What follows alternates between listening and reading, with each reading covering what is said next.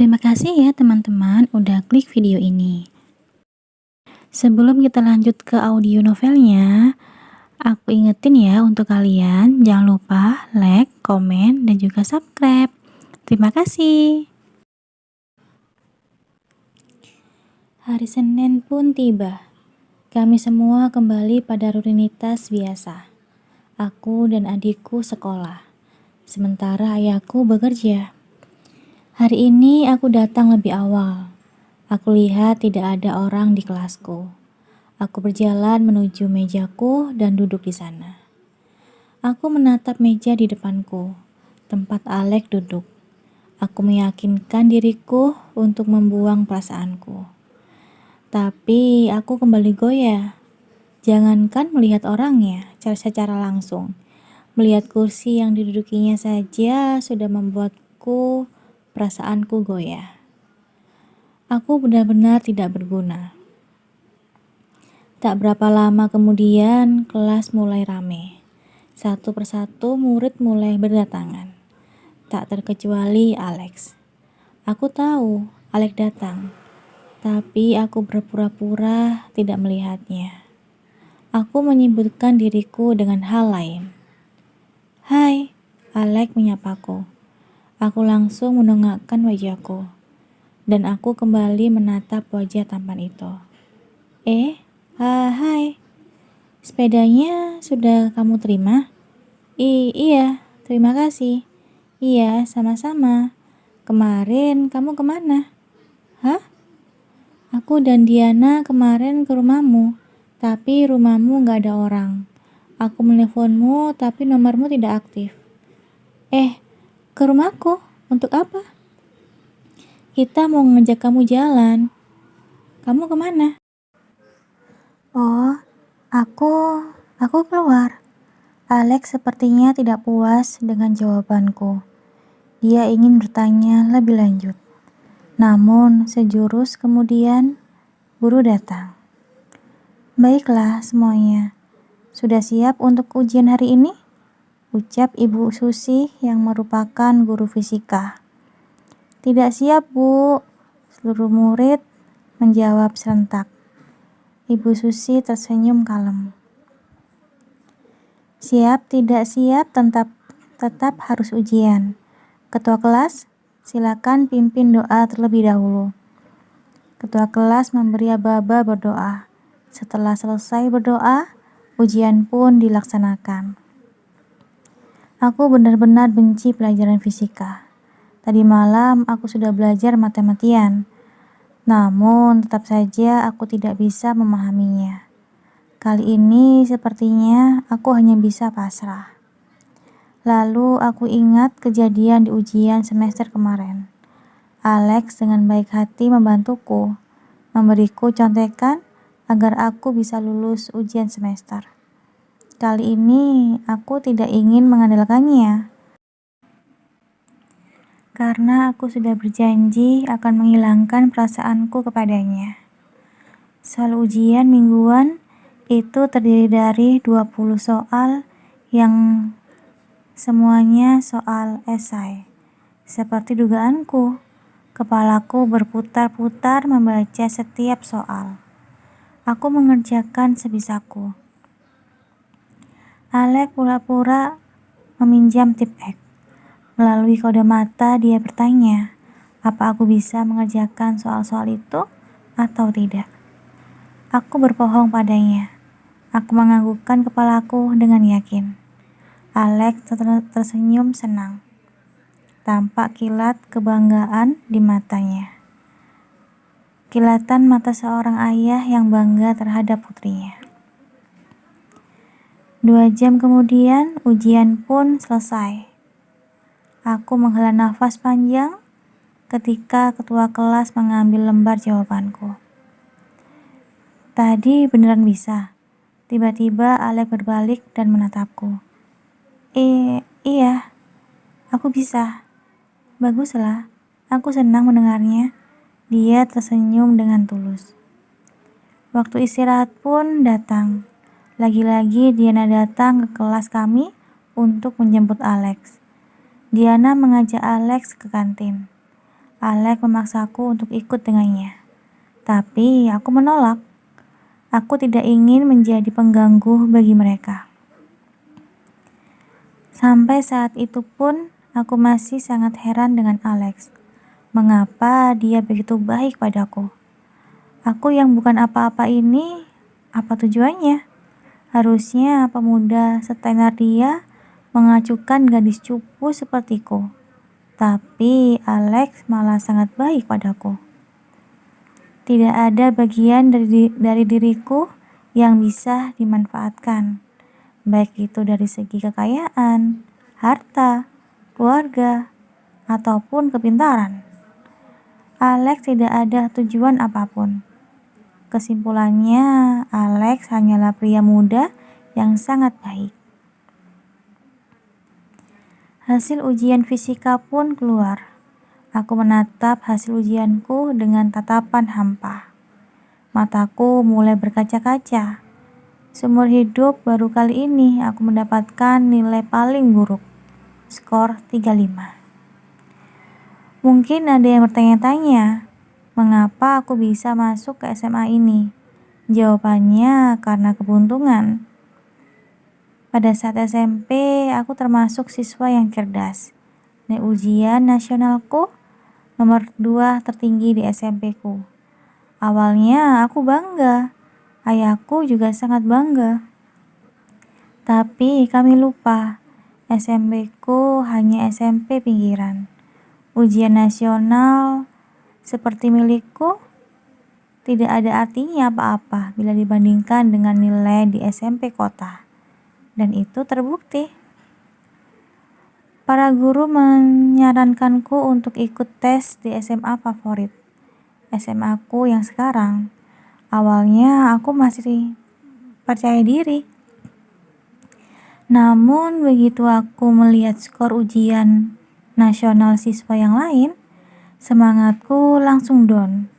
Nilaiku tidak ada artinya apa-apa dibanding nilai mereka. Namun karena sudah terlanjur mendaftar, akhirnya aku teruskan saja. Aku mengikuti ujian seleksi masuk dan mengerjakan soal-soal sesuai batas kemampuanku. Aku pesimis bisa lolos mengingat sulit dan banyaknya soal yang tidak bisa kukerjakan. Kejutan kembali terjadi. Dari 2000 lebih siswa yang mendaftar, hanya 300 siswa yang diterima. Dan anehnya namaku ada di urutan 298. Aku benar-benar diterima di SMA favorit. Awalnya sangat bangga, namun kebanggaanku itu dengan cepat sirna. Ada sistem pengkotak-kotakan di sana. Ada kelompok pintar, kaya, cantik, populer, cupu, terbuang, atau transparan.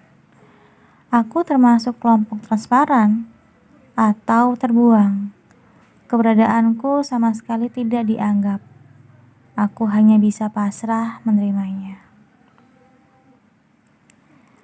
Masalah kembali datang. Sistem pengajaran di sekolah ini mengedepankan siswa harus belajar secara mandiri. Setiap guru datang hanya memberi ujian, tidak ada penjelasan sama sekali. Aku kelimpungan mengikuti sistem ajar yang baru ini. Di SMP, aku terbiasa mendengarkan guru menjelaskan, mencatat dengan rajin, dan kembali mempelajari pelajaran hari itu di rumah. Tapi sistem ajar di sini benar-benar berbeda. Aku benar-benar tidak bisa mengikutinya. Aku begitu stres. Aku berusaha keras belajar sendiri di rumah, tapi tetap saja tidak bisa. Aku heran mengapa teman-temanku begitu cepat mengerti dan memahami, padahal guru tidak menjelaskan apa-apa. Ternyata rahasianya ada pada bimbingan belajar. Hampir 98% di kelasku mengikuti bimbel. Hanya aku yang tidak mengikutinya. Jangankan mengikuti bimbel, buat makan saja susah. Jadi aku hanya bisa belajar sebisanya. Berusaha mengerti apa yang tertulis di buku mata pelajaran. Tadi malam pun aku sudah belajar sampai tengah malam, berharap bisa menghadapi ujian fisika kali ini. Namun ternyata harapanku terlalu tinggi. Aku mendapatkan skor 35, skor paling jelek yang pernah aku terima. Tanpa terasa air mataku mengalir. Aku benar-benar menjadi orang yang tak berguna. Usaha belajar yang kulakukan terasa sia-sia. Aku benar-benar bodoh. Aku menutup wajahku dan menangis terisak-isak di belakang gedung sekolah. Tempat yang biasa digunakan untuk menyendiri. Aku begitu malu dengan diriku sendiri. Aku sudah berjanji pada ayahku untuk mengubah hidup kami dengan sekolah yang rajin, menempuh pendidikan yang baik, dan mendapatkan nilai yang bagus. Kalau skor yang kuperoleh hanya sebatas ini, bagaimana mungkin aku mengubah perekonomian keluarga? Aku menangis terisak-isak. Aku tidak peduli lagi bila tangisanku terdengar keras. Toh tidak mungkin ada orang yang mendengarnya. Kresek, bunyi daun kering yang terinjak. Aku terkejut mendengar suara itu. Aku memalingkan wajahku untuk melihat siapa yang datang.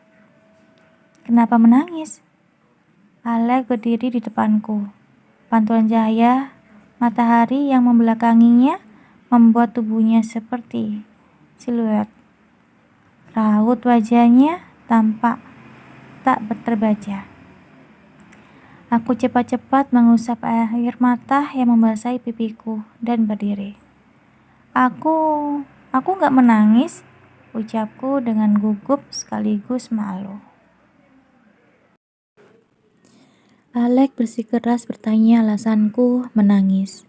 Meskipun aku tidak mau menjawabnya, namun Alex menahanku agar memberinya jawaban. Akhirnya aku mengatakan alasannya. Wajah Alex tampak lega. Sepertinya dia sudah membayangkan hal-hal aneh. Mendengar penjelasanku, dia lega karena masalah yang kurasakan tidak sebesar yang dia pikirkan. Minum dulu. Alex menyerahkan bungkusan plastik yang sedari tadi dibawanya. Dengan ragu-ragu aku menerimanya. Di dalam bungkusan itu terdapat sebotol susu rasa stroberi dan roti isi berukuran besar. Aku menatap Alex penuh tanda tanya.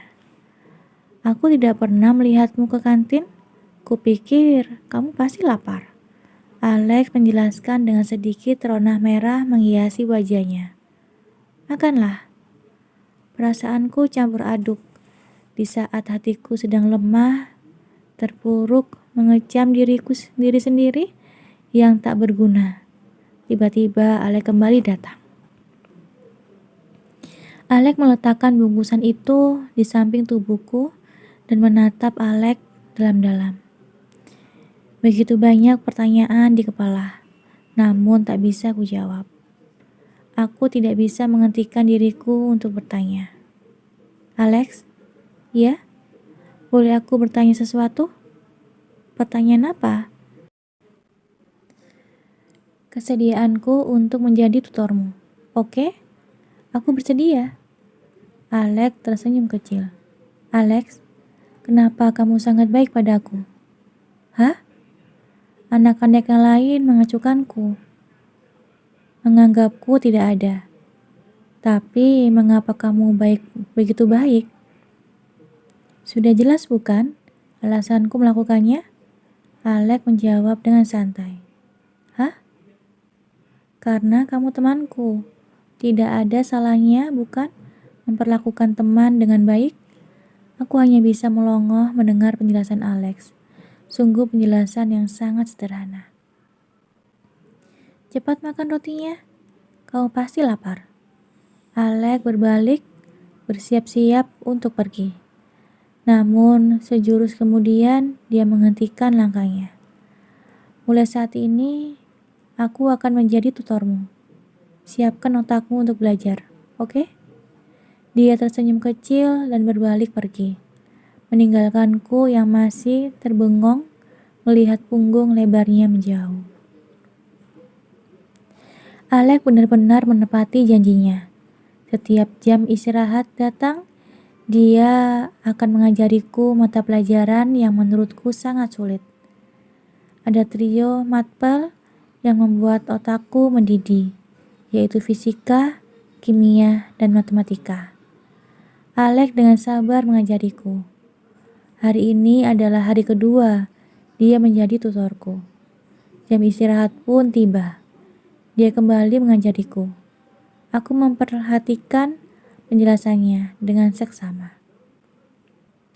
Entah karena dia memang cerdas, seluruh penjelasannya tampak sangat mudah dimengerti. Namun ada kalanya pikiranku tidak konsentrasi. Berada dalam jarak dekat dengan pria tampan sepertinya pasti akan membuat gadis-gadis seumuranku panas dingin. Tak terkecuali aku. Dalam kondisi serius, wajahnya terlihat semakin tampan. Aku baru sadar, ternyata Alex memiliki bulu mata yang panjang. Aku iri sekali melihatnya. Bagaimana mungkin seorang laki-laki memiliki bulu mata seindah itu? Ngapain? Kedatangan Diana membuyarkan lamunanku. Tiba-tiba saja cewek itu sudah berdiri di belakang Alex dan menyentuh bahunya. Loh, sudah datang? Kamu ngapain? Ayo ke kantin. Aku lapar nih. Suara Diana terdengar manja. Sebentar yang, ini masih ngajarin kan fisika. Kemarin ujian di hasilnya nggak memuaskan. Minggu depan kan ada ujian lagi, jadi kenapa harus kamu sih yang ngajarin? Kan dia bisa ngikutin bimbel. Ayo ke kantin sih. Diana memaksa. Diana berbicara seolah-olah tidak ada aku di sana. Aku sudah mengerti. Aku bisa belajar sendiri. Terima kasih sudah mengajariku. Aku membereskan buku-bukuku. Bertanda ingin menyudahi bimbel kilat itu. Aku merasa tidak enak setiap kali melihat tatapan Diana. Serius sudah mengerti kan? Iya, sudah mengerti. Tuh kan, dia sudah mengerti tuh. Ayo kita ke kantin. Diana menarik tangan Alex sehingga membuat pria itu dengan pasrah mengikutinya. Aku ke kantin dulu ya, Kans. Alex melambaikan tangan. Aku hanya bisa menganggukkan kepala. Kenapa harus kamu sih, yang ngajarin dia? Aku gak suka yang kamu deket sama dia. Memang dia siapa sih? Kamu mau perhatiin segitunya? Aku mendengar suara Diana yang masih mengomel. Sepertinya Diana sengaja mengeraskan suaranya agar aku bisa mendengar ketidaksukaannya padaku. Dia temanku temanku. Apa salahnya sih ngajarin teman sendiri? Kamu menganggapnya teman, tapi dia pasti tidak seperti itu. Jangan terlalu baik sama cewek lain, aku gak suka. Ya ampun kamu tahu kan aku sayangnya cuma sama kamu. Pokoknya gak mau tahu, jangan deket-deket dia lagi. Dan sepertinya percakapan mereka masih sangat panjang. Aku tidak bisa mendengar percakapan mereka lagi, karena jarak mereka yang semakin jauh. Pantas kalau Diana tidak suka. Cewek mana sih yang suka cowoknya dekat dengan cewek lain? Meskipun sebatas menjadi tutor saja. Sepertinya aku harus benar-benar menjauhi Alex. Aku tidak ingin gara-gara aku hubungan Alex dan Diana semakin memburuk. Aku benar-benar berusaha menjauhi Alex. Ketika istirahat tiba, aku akan pergi lebih dulu. Tempat persembunyian paling aman adalah perpustakaan. Aku memilih tempat di pojok ruangan dan menghabiskan waktuku dengan melamun. Terkadang aku juga bersungguh-sungguh belajar. Namun, di waktu lain, aku hanya membaca novel-novel yang ada di sana. Alex berusaha untuk berbicara denganku, namun usahanya tidak pernah berhasil. Entah itu karena kedatangan Diana atau guru yang menginterupsi pembicaraannya. Hari ini adalah hari keempat aku tidak berkomunikasi dengan Alex. Sebenarnya kalau boleh jujur, hatiku terasa semakin hampa. Mudah untuk diucapkan, tapi sulit untuk dilakukan. Itu yang aku alami sekarang. Aku pikir dengan tidak berkomunikasi dengannya akan membuat perasaanku padanya sedikit demi sedikit akan berkurang. Namun ternyata tidak seperti itu. Semakin hari, aku semakin merindukannya. Waktu yang paling membahagiakan untukku adalah saat-saat berada di kelas. Meskipun kami tidak bisa bercakap-cakap seperti sebelumnya, namun setidaknya aku bisa menatap punggungnya. Alex, aku menyukaimu. Kamu di sini ternyata. Aku mencarimu kemana-mana. Tiba-tiba wajah yang kurindukan berada tepat di depanku. Campuran rasa terkejut, bingung, dan rindu menjadi satu. Aku menatap lekat-lekat Alex yang sudah duduk dengan nyaman di depanku. Jadi di sini persembunyianmu? Tanyanya sembari memperhatikan sekitar. Kenapa kamu bisa tahu aku di sini?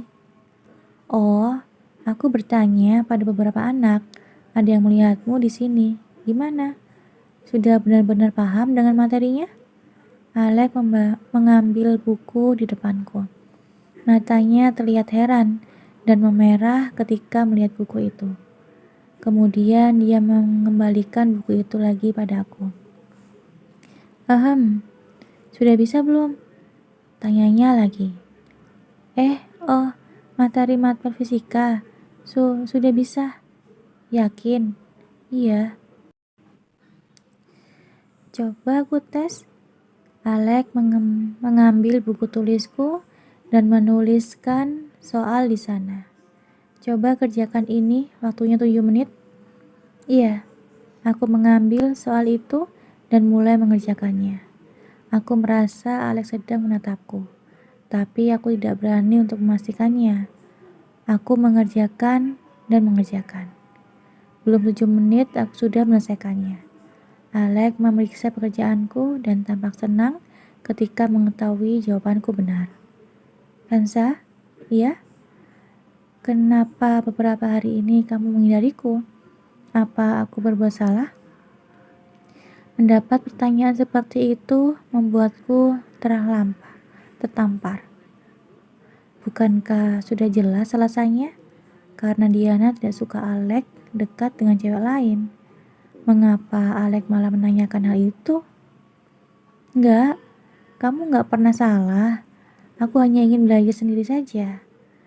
Aku terdiam beberapa saat dan melanjutkan.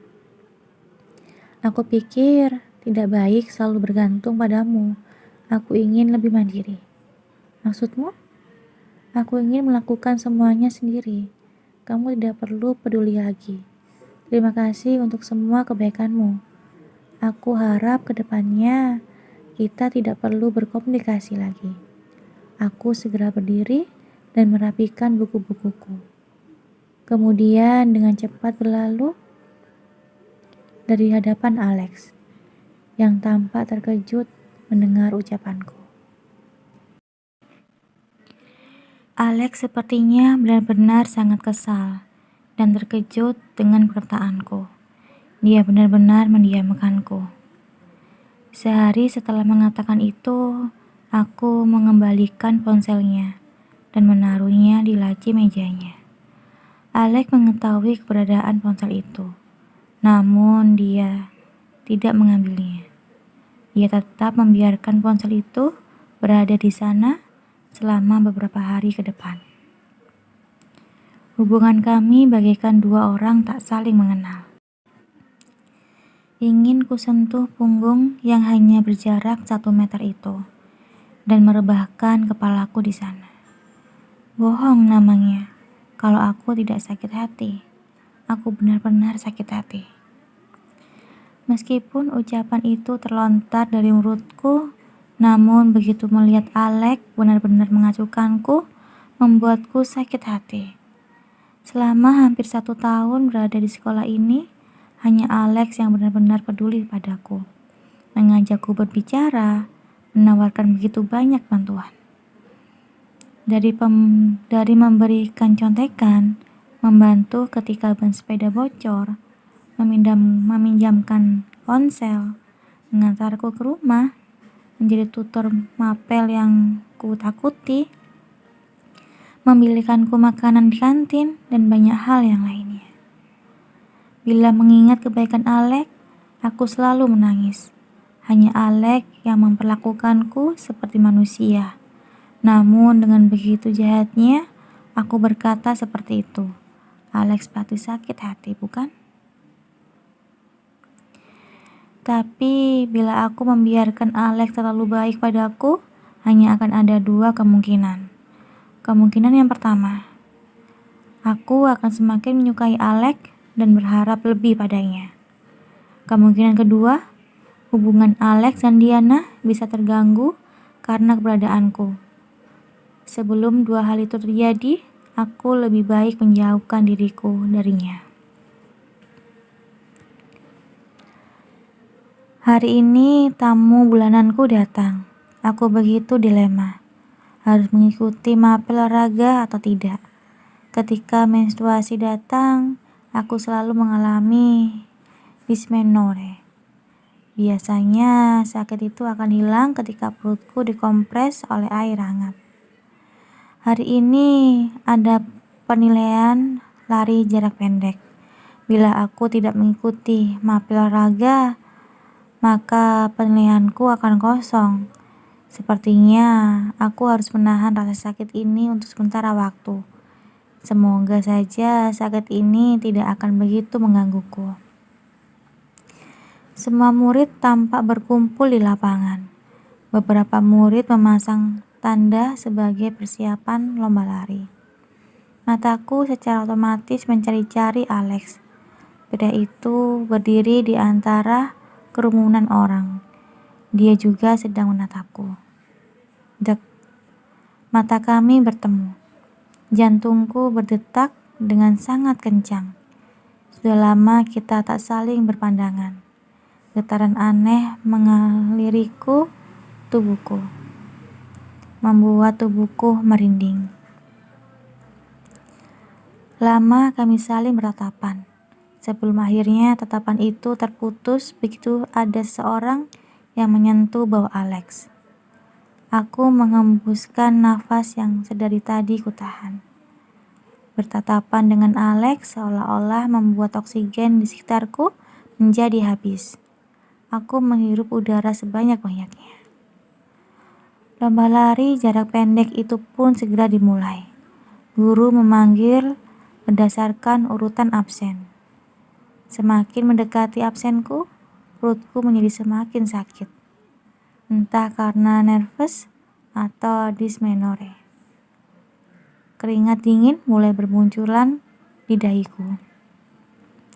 Aku berusaha menahan rasa sakit di perutku. Tiba-tiba saja namaku sudah dipanggil. Kansa Aulia, Ita Rosita, Helmi Anggraini, Nela Kurniati, siap-siap di posisi. Aku bersama 3 teman sekelasku yang lain bersiap-siap. Rasa sakit di perutku semakin tak tertahankan. Pandanganku semakin buram. Aku seolah-olah tak sanggup untuk berdiri lagi. Aturannya, siapa yang lebih dulu mencapai garis finish, itu yang akan menang. Juara pertama akan mendapatkan skor tertinggi. Begitu pula sebaliknya. Apa kalian mengerti? Guru olahraga bernama Pak Rizwan itu menjelaskan. Semua dari kami mengangguk, mengerti. Bersiap di posisi. Kami berempat bersiap-siap di posisi, mengambil ancang-ancang untuk berlari. 3, 2, 1, prit! Dan kami segera berlari. Aku berusaha berlari semampuku, dan pelajaran olahraga aku berada di posisi tengah-tengah. Tidak sangat baik, namun juga tidak sangat buruk. Setidaknya aku tidak boleh gagal di mapel ini. Aku berlari dan semakin berlari. Semakin dibuat lari, rasa sakit di perutku semakin menjadi-jadi. Sengatan nyeri datang berkali-kali. Aku sudah tidak tahan lagi. Bumi tampak goyang dan keadaan sekitarku lambat laun menjadi gelap. Aku terjatuh dan tak sadarkan diri.